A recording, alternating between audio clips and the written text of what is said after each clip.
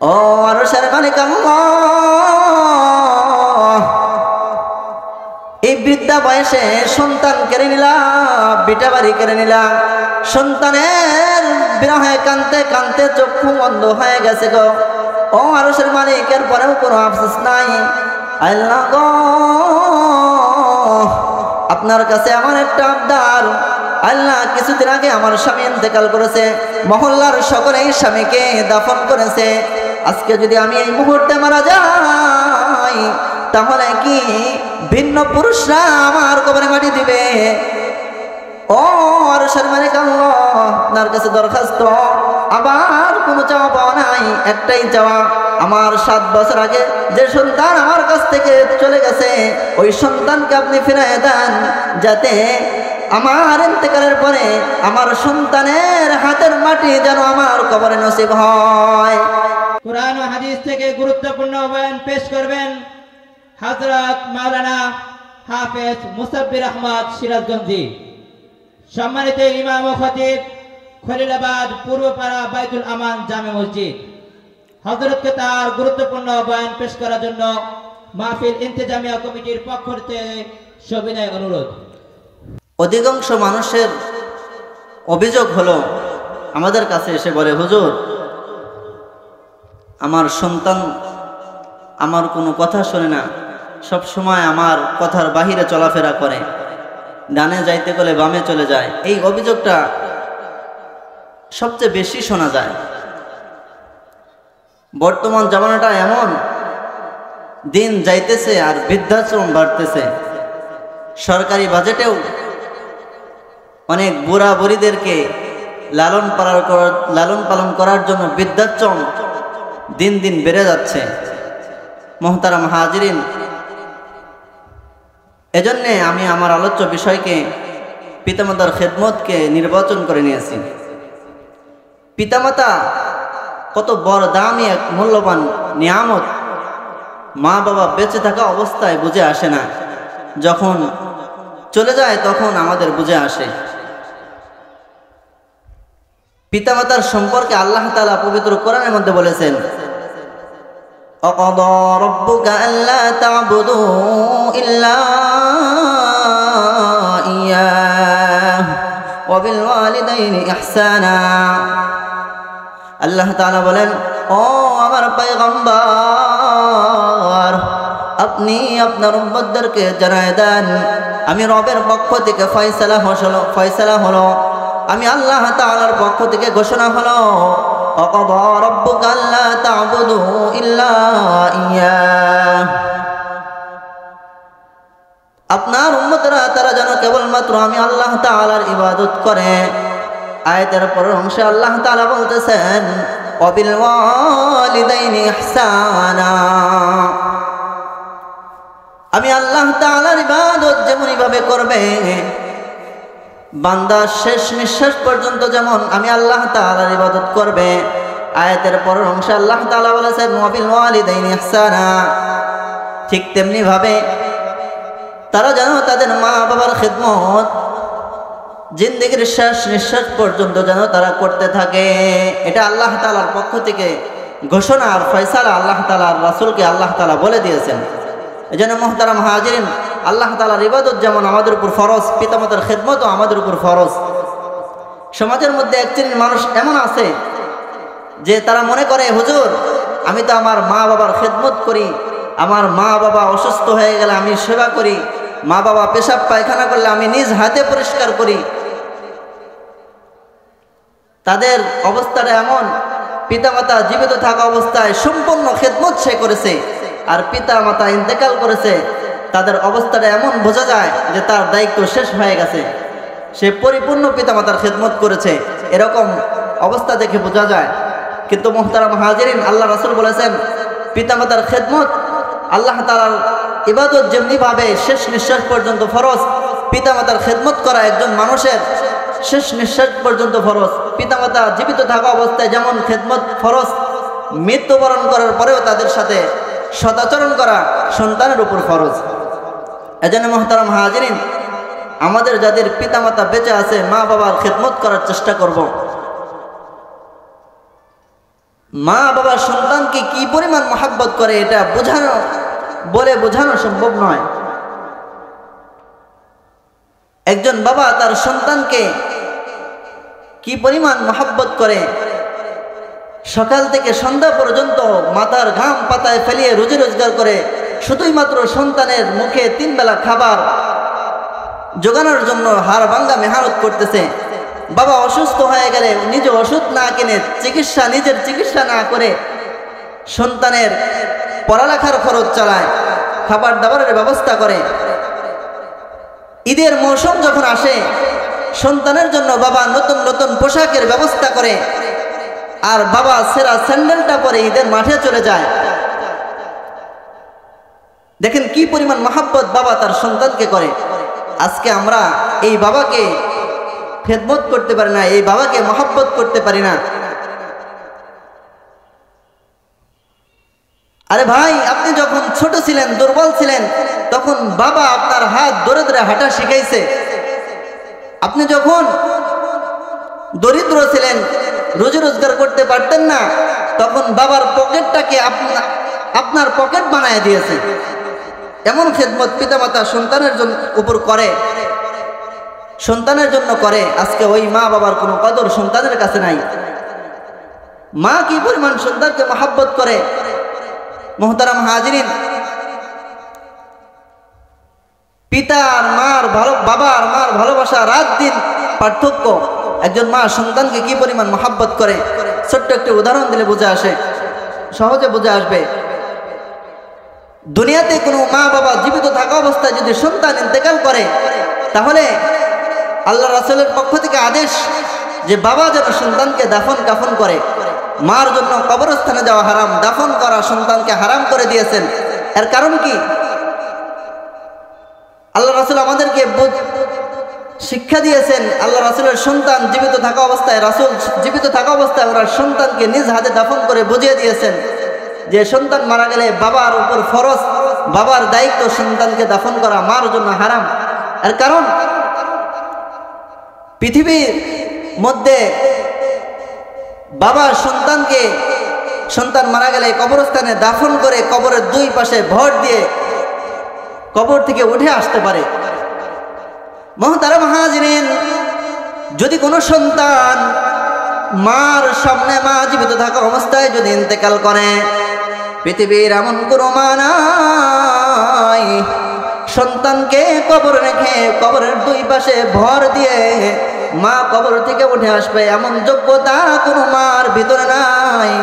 মা এই পরিমাণ মহাব্বত করে, যদি সন্তানকে কবরের মধ্যে রাখতে যায়, মা ওই সন্তানের সাথে কবরেই নেমে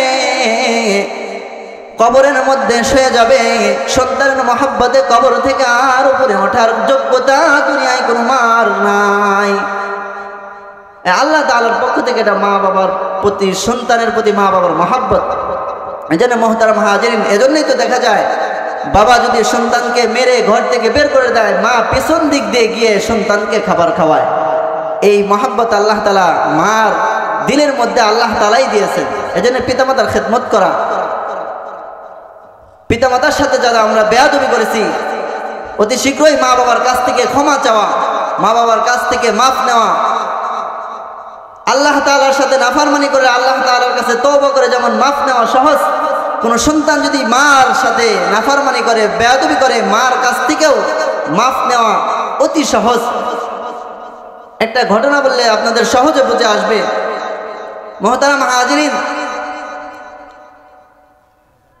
কিতাবের মধ্যে আসছে একজন যুবক নতুন বিবাহ করে স্ত্রীর কথা মতো শুনে মা বাবাকে ত্যাগ করে মা বাবার বাড়ি ছেড়ে শ্বশুর বাড়ি চলে গেছেন।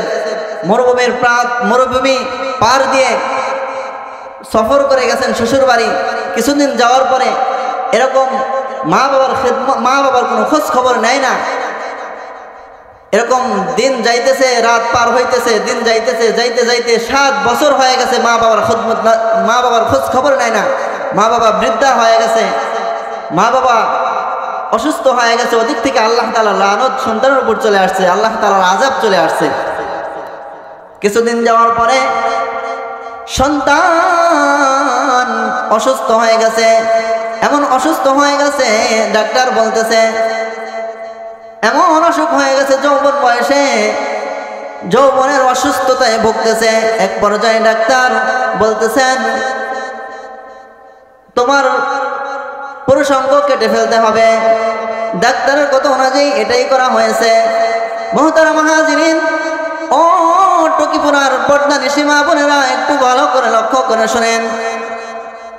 মাইকের আওয়াজ যতদূর পর্যন্ত যাইতেছে একটু মনোযোগ দিয়ে শোনার চেষ্টা করি। আমার ভাইরা, আমার বাবাজিরা, ওই যুবকের যখন পুরুষাঙ্গ কাটা ফেলে হলো, তখন স্ত্রী অন্যত্র বিবাহ বসেছেন। শ্বশুর বাড়ি থেকে ঘাড় ধাক্কা দিয়ে সন্তানকে বের করে দিয়েছেন। সন্তান বাহিরে যাওয়ার পরে এবার চিন্তা করতেছে, হায় হায়, স্ত্রী আমাকে বের করে দিল, শ্বশুর বাড়ি থেকে ঘাড় ধরে বের করে দেওয়া হলো। এমন কঠিন মুসিবতের সময় যদি আমার মা পাশে থাকতো, তাহলে আমার মা আমাকে বিদায় করে দিত না, বের করে দিত না। যাই দেখি আমার মার কাছে যাই, মার কাছ থেকে ক্ষমা নিয়ে আসি। যুবকটা যখন বাড়ির দিকে রওনা করলেন, বাড়িতে যাওয়ার পরে যখন আপন জমিতে নিজ বাড়িতে যখন গেলেন, যাওয়ার পরে ওইখানে কোনো বাড়িঘর দেখা যায় না। ওইখানের মধ্যে দেখে একটা আঙ্গুরের বাগান হয়ে গেছে। আমার ভাইরা, আমার বাবাজিরা, দেখে একজন রাখাল আঙ্গুরের বাগানে চাষ করতেছেন, আঙ্গুরের ডালপালা কাটতেছেন। বলতেছেন, ও রাখাল ভাই, এই বাড়িটা কি অমুকের বাড়ি নয়? বলতেছে, জি, এটা অমুকের বাড়ি। বলে যে ওই বাড়িওয়ালা কোথায়? বলে যে অবশ্যই এটা অমুকের বাড়ি ছিল। এই বাড়িওয়ালা একদিন অসুস্থতায় ভুগতেছিলেন, ডাক্তার অনেক চিকিৎসার জন্য পরামর্শ দিয়েছেন। ভিটা বাড়ি সব বিক্রি করে ওনার স্ত্রী ওনাকে চিকিৎসা করেছেন, শেষ পর্যন্ত বাঁচাইতে পারেন নাই। এক পর্যায়ে এই বৃদ্ধা মহিলা নিজ বাড়ি ছেড়ে অন্যর বাড়িতে গিয়ে সারাদিন ভিক্ষা করে, আরেকটা ঝুপড়ি কুঠুরির মধ্যে রাতের বেলা ইবাদত করে। যদি আপনি ওই মহিলার সাথে সাক্ষাৎ করতে চান, তাহলে রাত্রে বেলা গেলে তাকে পাবেন। যুবকটাকে বলতেছে রাখাল, ও ভাই, আরেকটা কথা আপনাকে শোনাই। মহিলাটার একটা ছেলে ছিল, একটা অবাধ্য ছেলে ছিল। আজ থেকে 7 বছর আগে মহিলার কাছ থেকে বিদায় নিয়ে চলে গেছে। মা বাবার কোনো খেদমত করে না, খোঁজ খবর নেয় না। আমার মনে হয় আমি যদি ওই সন্তানকে আমার সন্তান পাইতাম, তাহলে আঙ্গুরের ডালপালা না কেটে আমি ওই নাফরমানি সন্তানের হাত পাও কাটা শুরু করতাম। নিজের বদশোনা, নিজের বদনাম শুনে কলিজা ফেটে মনে হয় রক্তাক্ত হয়ে যাবে, এমন অবস্থা। নিজের বদনাম শুনে যখন ওই ঠিকানা অনুযায়ী মার কাছে চলে গেলেন, যাওয়ার পরে দরজার সামনে দাঁড়ায় দেখেন বিন বিন বিন বিন আওয়াজ পাওয়া যায়। ঘরের মধ্যে মহিলাটা নামাজ শেষ করে, বৃদ্ধা মহিলা নামাজ শেষ করে দুটো হাত আসমানের দিকে উঠায় দিয়া বলতেছেন, ও আরশের মালিক আল্লাহ, এই বৃদ্ধা বয়সে সন্তান কেড়ে নিলা, বিটা বাড়ি কেড়ে নিলা। সন্তানের বিরহে কানতে কানতে চক্ষু বন্ধ হয়ে গেছে গো। ও আরশের মালিক, এর পরেও কোনো আফসোস নাই। আল্লাহ গো, আপনার কাছে আমার একটা আবদার। আল্লাহ, কিছুদিন আগে আমার স্বামী ইন্তেকাল করেছে, মহল্লার সকলেই স্বামীকে দাফন করেছে। আজকে যদি আমি এই মুহূর্তে মারা যাই, তাহলে কি ভিন্ন পুরুষরা আমার কবরে মাটি দিবে? ও আরশের মালিক আল্লাহ, আপনার কাছে দরখাস্ত, আবার কোনো চাওয়া পাওয়া নাই, একটাই চাওয়া। আমার 7 বছর আগে যে সন্তান আমার কাছ থেকে চলে গেছে, ওই সন্তানকে আপনি ফিরিয়ে দেন, যাতে আমার ইন্তেকালের পরে আমার সন্তানের হাতের মাটি যেন আমার কবরে নসিব হয়। এই কথা শোনার পরে যুবকটা দরজা খুলে যখন মার কাছে গিয়ে বলতেছেন, মা গো, ও মা, আল্লাহ বুঝি আপনার দোয়া কবুল করেছেন, আপনার সন্তানকে আপনার কাছে ফিরাই দিয়েছেন। বৃদ্ধা মহিলা অন্ধ হয়ে গেছে, সন্তানকে দেখতে পারতেছে না। সন্তানকে দুটো হাত আগায় দিয়ে বলতেছে, ও বাবা, আসো আমার বুকে আসো। আজকে তোমার জন্য কান্না করতে করতে চক্ষু অন্ধ হয়ে গেছে। বাবারে, তোমাকে আর আমি দেখতে পাইতেছি না। বাবারে, আমার দোয়া বুঝি আল্লাহ কবুল করেছেন।